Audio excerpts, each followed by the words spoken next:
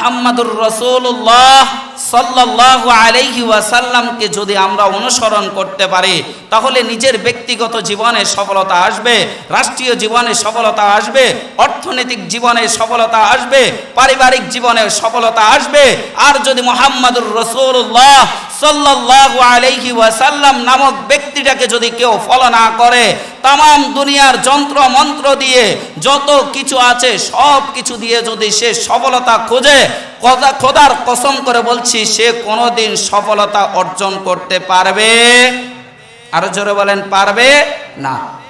এই জন্য দেখেন সাহাবী কোন জিনিস, আল্লাহ রাব্বুল আলামিন সাহাবীদের প্রতি সন্তুষ্ট হয়েছেন, অর্থাৎ মুহাম্মাদুর রাসূলুল্লাহর সঙ্গে যারা ছিলেন ঈমান এনেছেন তাদের।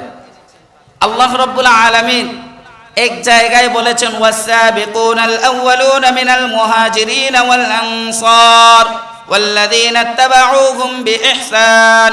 আল্লাহ রাব্বুল আলামিন আরেক আয়াতের মধ্যে বলেন রাদিয়াল্লাহু আনহুম ওয়া রাদু আন। আল্লাহ রাব্বুল আলামিন বলেন আমি সাহাবীদের প্রতি সন্তুষ্ট, তারাও আমার প্রতি সন্তুষ্ট। হে মুসলমান গভীর মনোযোগ, আল্লাহ রাব্বুল আলামিন সাহাবীদের প্রতি এতটাই সন্তুষ্ট হয়েছেন, এজন্যই তো আমরা কিতাবগুলোর মধ্যে দেখি হযরতে আবু বকর সিদ্দিক রাদিয়াল্লাহু তাআলা আনহু তিনি আল্লাহর রাসূলের সঙ্গী ছিলেন। আল্লাহর রাসূলের সঙ্গী হওয়ার কারণে দুনিয়াতে জান্নাতের সনদ পেয়েছেন কিনা, আরো জোরে বলেন পেয়েছেন কিনা। হযরতে ওমর রাদিয়াল্লাহু আনহু যখন ইসলামের বাহিরে ছিলেন তখন তার কোনো সম্মান নাই, তার দাপট ছিল অনেক বড়, কিন্তু ইসলামের দৃষ্টিতে তার কোনো শক্তি নাই। হযরতে ওমর রাদিয়াল্লাহু আনহু যখন তিনি ইসলাম গ্রহণ করেছিলেন, আল্লাহর রাসূলের সফর সঙ্গী হয়েছিলেন, আল্লাহর রাসূলকে বলেছিলেন ইয়া রাসূলুল্লাহ ইয়া হাবিবাল্লাহ, দুনিয়ার সব কিছুর চাইতে আমি আপনাকে বেশি মহব্বত করি। ওই মানুষটাও দুনিয়াতে থাকা অবস্থায় জান্নাতের সনদ পেয়েছেন। এজন্য প্রত্যেকটা মানুষের ভাবা উচিত হযরতে ওমর রাদিয়াল্লাহু তাআলা আনহু আল্লাহর রাসূলকে অনুসরণ করার কারণে তিনি জান্নাতি হয়েছেন। হযরতে আবু বকর আল্লাহর হাবিবকে ফলো করার কারণে জান্নাতি হয়েছেন। ইয়া রাসূলুল্লাহ ইয়া হাবিবাল্লাহ, আমি ইসলামের বাহিরে যখন ছিলাম সবাই আমাকে ভয় করত, কিন্তু আমার অন্তরটুকু এতটাই খালি ছিল, আমার অন্তরটুকু এতটাই খালি ছিল, আমার মনের মধ্যে কোনো শান্তি আসতো না। ইয়া রাসূলুল্লাহ, যখন আপনার সঙ্গী হলাম, যখন আপনার হাতে হাত রেখে বায়াত গ্রহণ করলাম, দ্বীন ইসলামের ভিতরে প্রবেশ করলাম, তখন বোঝা গেল দুনিয়ার সব কিছু আমার যেন পায়ের তলে চলে এসেছে। তো এজন্য প্রত্যেকের ভাবা উচিত। দেখেন মুসলমান ভাইরা, আমি আপনাদেরকে বলেছি, দেখেন আমাদের জাকারিয়া জাবের ভাই উনি আপনাদেরকে সুন্দর আলোচনা শোনাবেন। আমি আসলে এইভাবেই কথাগুলো বলি, যদি আমাদের অন্তর থেকে আমাদের কথাটুকু যদি অন্তর থেকে আসে, আর কারো যদি অন্তরের ভিতরে যদি লাগে ভাই, এটাও আমাদের জন্য নাজাতের ওসিলা হবে। তো এজন্য দেখেন হযরত ওমর রাদিয়াল্লাহু আনহু তিনি জান্নাতের সনদ পাওয়া একজন মানুষ, তিনিও কান্না করতেন কার ভয়ে, জোরে বলেন, আল্লাহর ভয়ে তিনি কান্না করতেন। আবু বকর আল্লাহর ভয়ে কান্না করতেন। অথচ হে যুবক, তোমার মতো কপাল পরা যুবক আর কে হতে পারে? তোমাকে কে বলেছে তুমি জান্নাতে যেতে পারবে? তোমাকে কে বলেছে তুমি নামাজ না পড়লেও তুমি জান্নাতে যাবে? আরে হযরতে আবু বকর রাতের শেষ প্রহরে তাহাজ্জুদ পড়ে পড়ে আল্লাহর কাছে কান্না করতেন। হযরতে ওমর সহ ১৬ লক্ষ সাহাবায়ে কেরাম রাতের অন্ধকারে, রাতের ভিভরে, রাতের শেষ প্রহরে তারা কান্না করে করে আল্লাহর কাছে মাপ চাইতেন। আল্লাহ, আপনি তো আমাদেরকে জান্নাতের সনদ দিয়েছেন, ও আল্লাহ, হাসরের ময়দানে যদি আপনি আবার আমাদেরকে আটকায়া দেন তখন তো বাঁচার কোনো ক্ষমতা নাই। এজন্য বিশেষ করে যুবকদেরকে বলছি, যুবক ভাই একটু খেয়াল করো, একটু খেয়াল করো। তোমার মতো যুবক অটো চালায়, সে নামাজ ছাড়ে না। তোমার মতো যুবক সে রিক্সা চালায়, সে নামাজ ছাড়ে না। তোমার মতো যুবক শ্রমিকের কাজ করে, সে নামাজ ছাড়ে না। আর তুমি নামাজের সময় পাও, তুমি নামাজ পড়ো না, তুমি জিকিরের সময় পাও, তুমি জিকির করো না। আল্লাহর কসম করে বলছি, এই সমাজের যুবক মনে করে যে তার স্লোগানে হয়তো এলাকা কাঁপে। আল্লাহর কসম করে বলছি, এই সমাজের যুবক যদি এই কথা জানতো, আরে আমি আমার সেজদাতে আল্লাহ রব্বুল আলামিনের আরশ কাঁপে, এই কথাটা যদি প্রত্যেকটা যুবক জানতো, আল্লাহর কসম করে বলছি ওই যুবকটা আল্লাহকে সেজদা করতে থাকতো আর আল্লাহর আরশ কাঁপাইতে থাকতো। ঠিক কিনা বে ঠিক? এজন্য এই সমাজের যুবক মনে করে যে আমি স্লোগান যত দেই এলাকার মানুষ আমাকে তত ভাবে। এই ঘটনা, এই কথার থেকে এই ছোট্ট করে একটা উদাহরণ দেই আপনাদেরকে। আমার কথা অন্যদিকে চলে যাচ্ছে, আবার দেখবেন যে শেষ দিকে এসে আমার কথা যদি খেয়াল করেন তাহলে দেখবেন যে শেষ দিকে এসে আবার আমি একই জায়গায় আছি। দেখেন, হযরত ওমর রাদিয়াল্লাহু আনহুর সময় হযরত আবু বকরও ছিলেন। হযরত ওমর রাদিয়াল্লাহু আনহু চিন্তা করলেন যে আমি একজন বিধবার খেদমত করতে চাই। কার খেদমত করতে চাই? জোরে বলেন, আরো জোরে বলেন। বিধবা মানে যার স্বামী আছে সে না, যার স্বামী নাই সে। জোরে বলেন, যার স্বামী নাই সে। বিধবার খেদমত করা এটাও অনেক বড় সওয়াবের কাজ। সুবহানাল্লাহ বলেন। তো হযরত ওমর রাদিয়াল্লাহু আনহু তিনি একদিন ফজরের পর চিন্তা করলেন যে আমি একজন বিধবার খেদমত করব। তো তখনকার সময় তো লিস্টি, তাদের দরবারে লিস্টির টানানো থাকতো।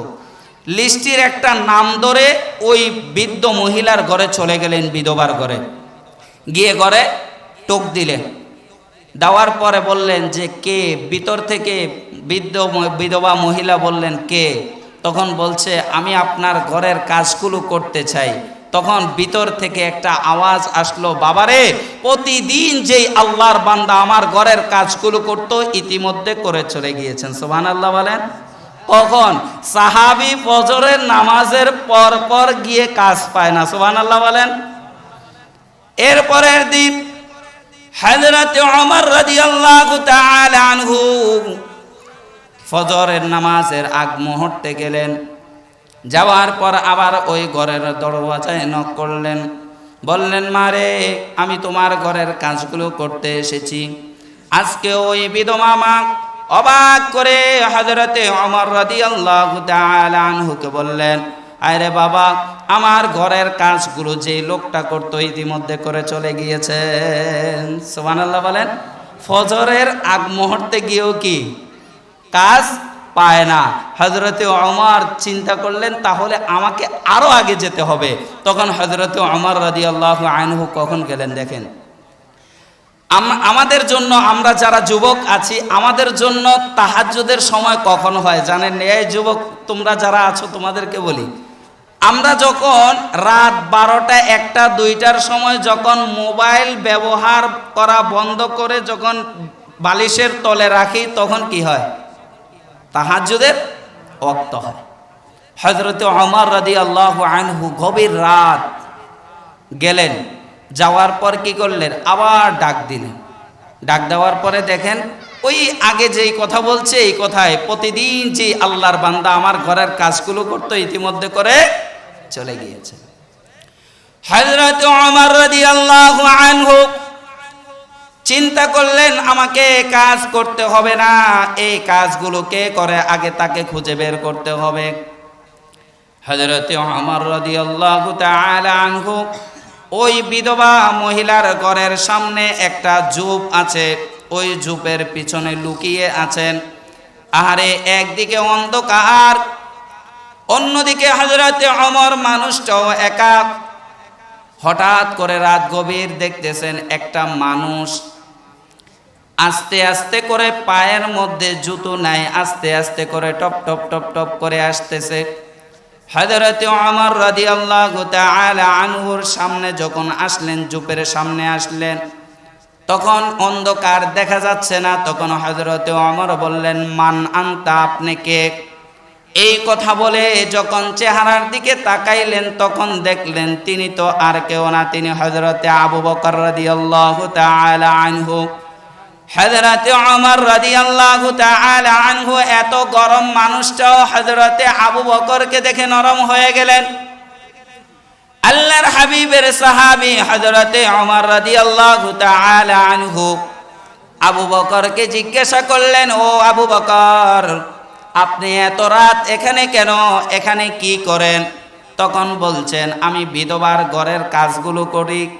তখন হযরতে ওমর রাদিয়াল্লাহু তাআলা আনহু আবার জিজ্ঞাসা করলেন, ও আবু বকর, আমরা কি মরে গিয়েছি? আমরা কি দুনিয়াতে নাই? আমরা কি অসুস্থ হয়ে গিয়েছি? আমরা ওমরের মতো মানুষ থাকতে আপনি কেন কাজ করেন? সারাদিন রাষ্ট্রীয় কাজ নিয়ে ব্যস্ত থাকেন, অনেক মানুষের সেবা যত্ন করেন, রাত্রে বেলায় একটু বিশ্রাম নিলে কি হয় না? হযরতে ওমর রাদিয়াল্লাহু তাআলা আনহুর কথা শুনে আবু বকর বললেন, ও ওমর, আমি একমাত্র আল্লাহ তাআলাকে রাজি আর খুশি করার জন্য ওই বিধবার ঘরের কাজগুলো করি। সুবহানাল্লাহ বলেন। দেখেন কেমন মানুষ। এখান থেকে আমাদের একটা শিক্ষণীয় আছে। এই যুবক ভাইরা, বিশেষ করে যুবক ভাইরা শুনেন, হযরতে ওমর অর্ধ পৃথিবীর বাদশা, হযরতে আবু বকর আল্লাহর রাসূলের শ্বশুর, শ্বশুর না, জোরে বলেন না, হযরতে হাফসা রাদিয়াল্লাহু আনহা বাবা। তো উনি কি করলেন? এখন বললেন যে আমি খালি পাওয়ে কেন আসছি জানেন?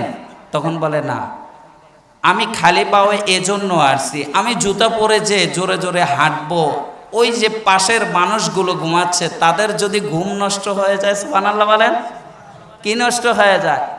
আর আমার দেশের নেতা খেতাদের হালত এমন হয় যেন তারা যেইভাবে চলাফেরা করে, অসুস্থ মানুষ কত কষ্টের মধ্যে থাকে তাদের এই স্লোগানে। অথচ হযরতে ওমরের আমল যদি থাকতো, হযরতে আবু বকরের জামানা যদি এখন থাকতো, এই দেশের মানুষগুলো সোনার মানুষে পরিণত হয়ে যেত। সুবহানাল্লাহ বলেন। তো এজন্য আমরা কি করব? কমপক্ষে আমরা এতটুকু। সর্বশেষ ভাই একটা জিনিস কি জানেননি? আল্লাহ তাআলা বলেছেন, ইয়া আইয়ুহাল্লাযীনা আমানুত্তাকুল্লাহ।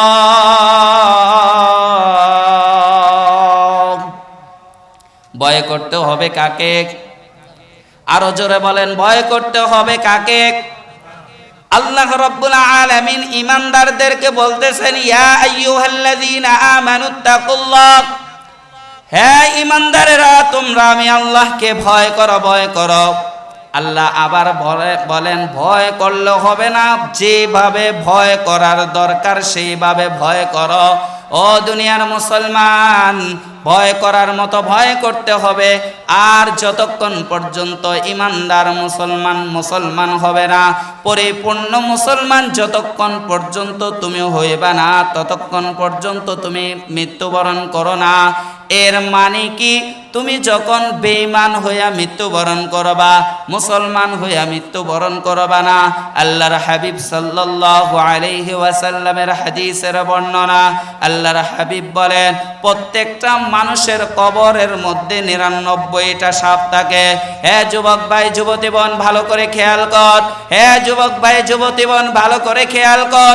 দুনিয়ার একটা সাধারণ সাপ দেখলে তুমি আর আমি কত ভয় পাই, অথচ ওই কবরের ভিতরে ৯৯টা সাপ থাকে। আল্লাহর হাবিব সাল্লাল্লাহু আলাইহি ওয়াসাল্লাম বলেছেন, দুনিয়াতে একটা সাপ যদি শ্বাস ফেলতো, আমরা যে ফলমূল করে শাক সবজি করি, এই শাক সবজিগুলো পর্যন্ত উঠতো না, এই দুনিয়ার জমিনটাকে বিষাক্ত করে ফেলতো। কি করে ফেলতো?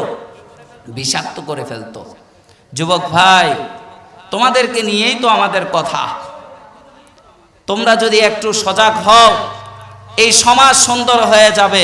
আর যদি তুমি মনে করো যে আমি একজনে দাঁড়ালে কি হবে, আরে ভাই, তুমি এক যুবক দাঁড়াও, তোমার পিছনে দেখবা 2024 সালের মতো তোমার পিছনে আরো 1000 যুবক দাঁড়াইতে রাজি আছে দ্বীন ও ইসলামের জন্য, ইনশাআল্লাহ।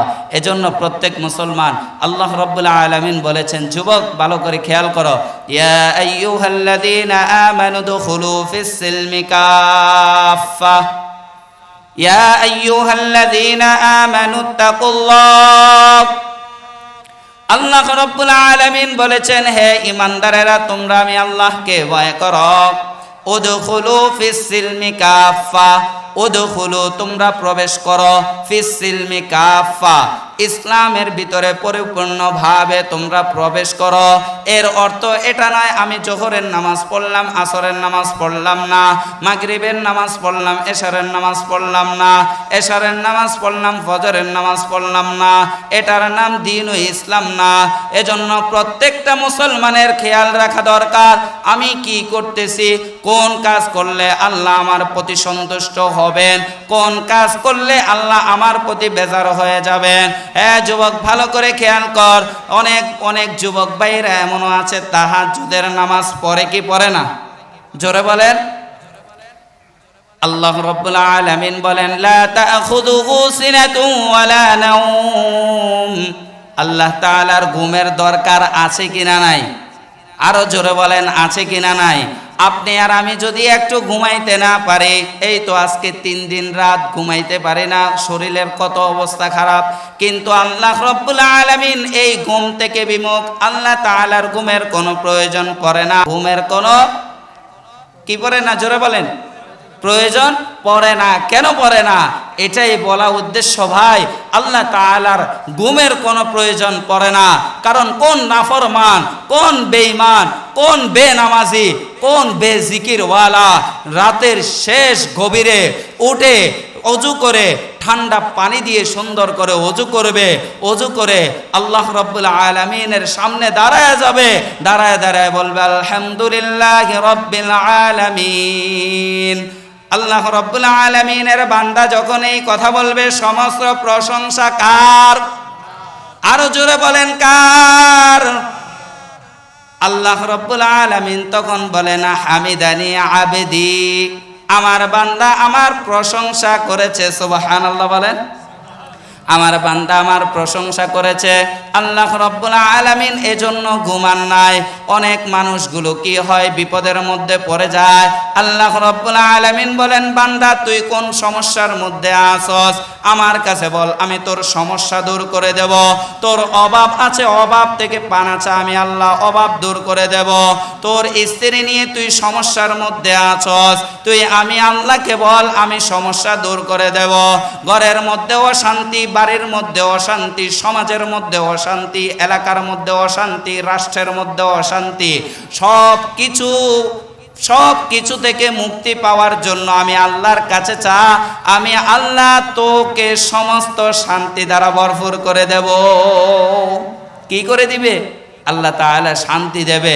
এজন্য প্রত্যেকটা মুসলমানের ভাবা উচিত, পর্দানিসীন মা বোনরা, আপনারাও তো নামাজ পড়েন না, এজন্য আমি একটা কথাই বলি, দেখেন আখলিস দীনাকা ইয়াকফিকাল আমালুল কালিল, এজন্য বলছি, এটা এখন আনছি আবার কেন, যে আমার দেশের মা বোনরা যারা আছে তারা তরকারি কাটার সময় কি করে, গল্প করে। আচ্ছা বলেন তো, তরকারি যখন কাটে তখন কি হাত দিয়ে কাটে নাকি মুখ দিয়ে কাটে? জোরে বলেন, আরো জোরে বলেন। হাত দিয়ে কাটে।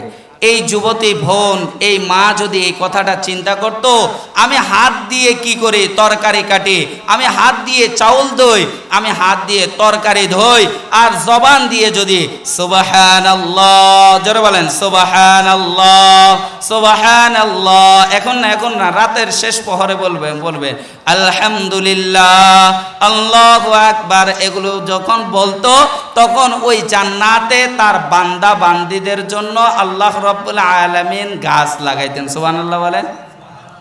এজন্য প্রত্যেকটা মানুষের এটা ভাবা উচিত। আসলে আমরা সহজ উদাহরণগুলো টানতে চাই কেন? কারণ যুবক ভাইরা অনেক সময় বুঝে না, যুবতী বোনরা অনেক সময় বুঝে না। এজন্য দেখেন আপনাদেরকে সহজে উদাহরণ দেয়। আল্লাহ রাব্বুল আলামিন আমাদেরকে দুনিয়াতে পাঠিয়েছেন আমাদের রিজিকের ব্যবস্থা আগে করে নাকি না করে? আগে আমাদের কি করেছেন? রিজিকের ব্যবস্থা করেছেন। এখন আমরা কি করি? এই রিজিকটাকে হালালে হারামে কি করে দিই? একসাথে মিশিয়ে দেয়। এর একটা উদাহরণ দেয়। আপনার যদি উপার্জন মাল যদি হালাল না হয় ভাই, আপনার দোয়া আল্লাহর দরবারে কবুল হবে? এজন্য একটা উদাহরণ শুনে, আপনাদের এই এলাকাতে বন্যা হয় কি হয় না? জোরে বলেন। আমি একটু কাহিল আজকে, আপনারা আমার সাথে কথা বলতে হবে। বলেন, এই এলাকাতে বন্যা হয় কি হয় না? আচ্ছা বলেন, পানির অপর নাম কি? জোরে বলেন। জীবন। দেখিয়েন, আবার ফল্টি মারিয়েন না পরে। মনে করেন আপনার হাঁটু পরিমাণ পানি এখানে হয়ে গেছে, তখনও কি পানির অপর নাম জীবন হবে, নাকি এই পানিটা আপনার জন্য বিপদের কারণ হবে? জোরে বলেন। মনে করেন হাঁটু থেকে আমাদের কি নাভি পর্যন্ত হয়ে গেছে, তখন কি বিপদ কমছে না বাড়বে? এখন মনে করেন আবার কোমর থেকে মাথার উপর পর্যন্ত পানি চলে গেছে, তখনও কি পানির অপর নাম জীবন, নাকি পানির অপর নাম বিপদ? জোরে বলেন। যত পানি বাড়ে তত বিপদ। ঠিক তেমনি ভাবে বান্দা, তুমি রুজি করবা, রুজি না করলে ইমাম সাহেব পাঞ্জাবি বানাবে কোত্থেকে? রুজি না করলে মা বোনরা পোশাক পরবে কোত্থেকে? রুজি না করলে সন্তানাদিদেরকে খাওয়াবে কোত্থেকে? রুজি করতে তো হবে। এজন্য আল্লাহ রাব্বুল আলামিন আমাদের জন্য এত সুযোগ, এত সুন্দরভাবে আমাদেরকে বুঝিয়েছেন। আমাদের বড়রা আমাদের জন্য এগুলো সুন্দর সুন্দর করে উদাহরণ টেনেছে। বান্দা, তুমি রুজি করবা ঠিক, যখন তোমার এই টাকা হালাল হালাল কামাই হবে, তখন তোমার এই টাকা তোমার জন্য রহমত হবে। আর যখন এই টাকা হারাম হবে, তখন তোমার জন্য এই টাকা গজব হয়ে দাঁড়াবে। এজন্য আল্লাহ রাব্বুল আলামিন এক আয়াতের মধ্যে বলছেন, يا أيها الذين آمنوا هل أدلكم على تجارة تنجيكم من عذاب أليم تؤمنون بالله ورسوله وتجاهدون في سبيل الله بأموالكم وأنفسكم। আল্লাহ রাব্বুল আলামিন আমাদেরকে বারবার বলেছেন, তোমাদের মালগুলো তোমাদের জন্য নেয়ামত, তোমাদের সন্তানাদি তোমাদের জন্য নেয়ামত। এটা ঈমানদারদেরকে বলছেন। এরপরে আল্লাহ রাব্বুল আলামিন ঈমানদারদেরকে প্রথমে সুন্দর করে ডাক দেন। কেমন ভাবে ডাক দেন? পৃথিবীর শ্রেষ্ঠ আলেম ছিলেন পাকিস্তানের মুফতি শফি রাহিমাহুল্লাহ। তিনি একটা আয়াতের ব্যাখ্যা এইভাবে বলেছেন, আল্লাহ রাব্বুল আলামিন যখন কোথাও ইয়া আইয়ুহাল্লাযীনা আমানু বলে ডাক দেন, এটার তিনি এইভাবে বলেছেন, সন্তানের উপর যখন তার মা বাবা সন্তুষ্ট হয়, তখন কি তাকে রাগ করে ডাক দেয় নাকি মায়া করে ডাক দেয়? জোরে বলেন। আর যখন কি হয়, রাগ করে, তখন কি করে? সুন্দর করে ডাক দেয় নাকি কেটকেটা আওয়াজে ডাক দেয়? আল্লাহ রাব্বুল আলামিন আমাদেরকে কোথাও বলেছেন ইয়া আইয়ুহাল্লাযীনা আমানু, হে ঈমানদারেরা। আবার আল্লাহ যখন আমাদের প্রতি অসন্তুষ্ট হন, তখন বলেন ইয়া আইয়ুহান নাস, হে মানুষ, খবরদার খবরদার, কার ইবাদত করো? জোরে বলেন, কার ইবাদত করো? আল্লাহর ইবাদত করো।